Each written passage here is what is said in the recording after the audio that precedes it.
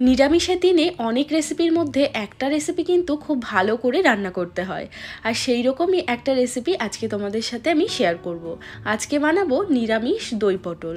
নিরামিষের দিনে এই দই পটলটা বানালে আর কিন্তু কোনো রকম চিন্তা থাকবে না। গরম ভাতের সাথে খেতে দুর্দান্ত লাগে। রেসিপিটা বানানো ভীষণই সহজ, চটজলদি রান্নাটা হয়েও যায়। তাহলে চলো আর কথা না বাড়িয়ে আজকে নিরামিষ এই দই পটলের রেসিপিটা ঝটপট দেখে নেওয়া যাক। নমস্কার, আমি সুস্মিতা। আমার রান্নাঘরে সবাইকে স্বাগত জানিয়ে শুরু করছি আজকের রেসিপি। তো দই পটল বানানোর জন্য এখানে আমি নিয়ে নিয়েছি 10টা পটল। আর পটলের খোসাগুলো দেখো একটু রেখে রেখে তারপরে কেটে নিয়েছি। আর দুপাশে পটলের মুখগুলোকেও কেটে নিয়েছি। এখন আমি এই পটলটা পরিষ্কার করে ধুয়ে নিয়েছি। এবার পটলের মধ্যে একটুখানি কাট লাগিয়ে দেব। এইভাবে পটলের গায়ে একটুখানি ভালো করে ডিপ করে কাট লাগিয়ে দিলে পটলের ভেতরে মশলাটা খুব ভালোভাবে ঢুকবে আর খেতে কিন্তু ভালো লাগবে। তো এই জন্য আমি সমস্ত পটলের গায়ে এইরকমভাবে কাট লাগিয়ে নিচ্ছি।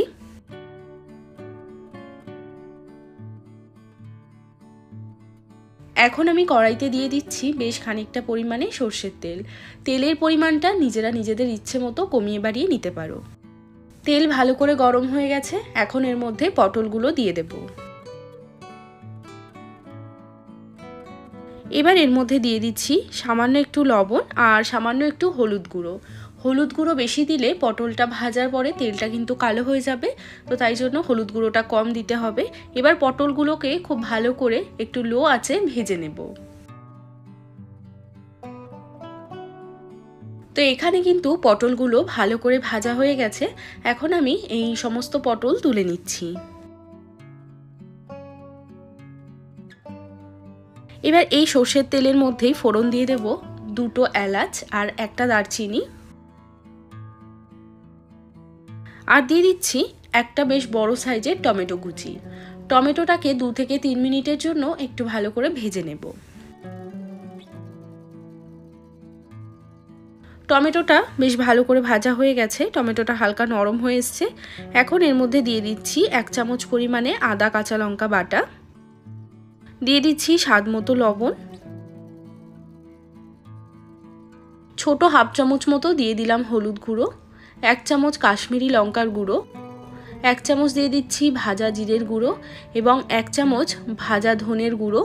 মশলাটাকে খুব ভালো করে নেড়ে চেড়ে একটু কষিয়ে নেব। যতক্ষণে এদিকে আমাদের মশলাটা কষানো হচ্ছে ততক্ষণে আমি দইটা রেডি করে নেব। যেহেতু দই পটল বানাচ্ছি তো দইয়ের পরিমাণটা একটু বেশি নিতে হবে। এখানে আমি হাফ কাপ দই নিয়েছি। আবার অতিরিক্ত দই দিলেও কিন্তু রান্নাটা বেশি টক হয়ে যাবে। আর স্বাদটাকে একটু বাড়ানোর জন্য এখানে আমি নিয়ে নিয়েছি 8-10টার মতো কাজু বাদাম। কাজু বাদামটাকে একটু জলে ভিজিয়ে রেখেছি, এতে করে বাটতে কিন্তু খুবই সুবিধে হয়। এবার একটা গ্রাইন্ডার জারের মধ্যে আমি এই দই এবং কাজু বাদামটা নিয়ে নিচ্ছি। নিয়ে খুব ভালো করে এটাকে ব্লেন্ড করে নেব। তো কাজু এবং দইটাকে খুব ভালো করে ব্লেন্ড করে নিয়েছি। এখন এই মশলার মধ্যে এই দই আর কাজুটা ঢেলে দেব।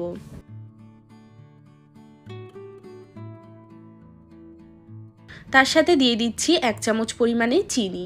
চিনিটা অতি অবশ্যই দিতে হবে, যেহেতু টক দই দিয়েছি চিনিটা দিলে স্বাদের একটা ব্যালেন্স হবে। এবার আমাদের এই মশলাটাকে ততক্ষণ পর্যন্ত কষাতে হবে যতক্ষণ না মশলাটার থেকে পুরো তেলটা ওপরে উঠে আসছে। যেহেতু কাজু বাদাম দিয়েছি তাই জন্য তলায় লেগে যাওয়ার একটা সম্ভাবনা থাকবে। গ্যাসের ফ্লেমটা এই সময় একদম লোতে করে দিয়ে একটু নাড়াচাড়া করে করে তেলটা ওপরে ওঠা পর্যন্ত কষিয়ে নেব। 4 থেকে 5 মিনিট সময় নিয়ে মশলাটাকে কষিয়ে নিয়েছি। এখন দেখো তেলটা পুরোপুরি ওপরে ভেসে উঠেছে, তো মানে আমাদের মশলা ভালোভাবে কষানো হয়ে গেছে। এখন ব্লেন্ডারে জারটা ধুয়ে আমি দিয়ে দিচ্ছি জল। জলের পরিমাণটা কিন্তু একটু বেশি দিতে হবে। তার সাথে দিয়ে দিচ্ছি ভেজে রাখা পটল। পটলগুলো যাতে এই ঝোলের মধ্যে ডুবে থাকতে পারে ঠিক এতটা পরিমাণে জল কিন্তু এখানে দিতে হবে। এখন গ্যাসের ফ্লেমটা মিডিয়ামের দিকে রেখে এটাকে ঢাকা দিয়ে 7-8 মিনিট মতো রান্না করে নেব। 7-8 মিনিট হয়ে গেছে, এখন ঢাকাটা সরিয়ে নিচ্ছি। তো এখানে কিন্তু আমাদের দই পটলটা প্রায় রেডি হয়ে গেছে। আর এই যে গ্রেভিটা দেখছো এটা কিন্তু গ্যাসটা অফ করার পরে আরও অনেকটা টেনে যাবে। তো এখন আমি এর মধ্যে লাস্টে দিয়ে দিচ্ছি হাফ চামচ মতো ঘি।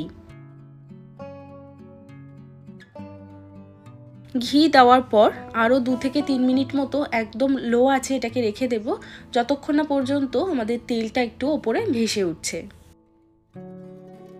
তো 2 থেকে 3 মিনিট হয়ে গেছে। এখন দেখো পুরো তেলটাও কিন্তু আবারও ওপরে ভেসে উঠছে। গ্যাসটাকে এবার বন্ধ করে দেব, আর বন্ধ করে দেওয়ার পর গ্রেভিটা কিন্তু আরও একটু টেনে যাবে। তো এখন দেখো আমাদের দই পটল একদম তৈরি হয়ে গেছে।